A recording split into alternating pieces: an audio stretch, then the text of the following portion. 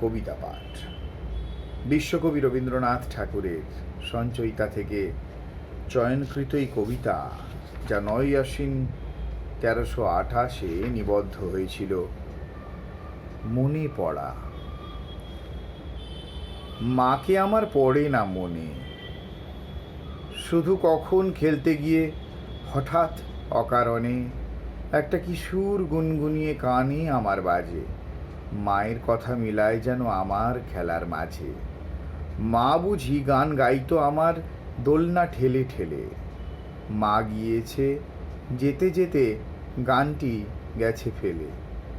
মাকে আমার পড়ে না মনে, শুধু যখন আশ্বিনেতে ভোরে শিউলি বনে শিশির ভেজা হাওয়া বেয়ে ফুলের গন্ধ আসে, তখন কেন মায়ের কথা আমার মনে ভাসে।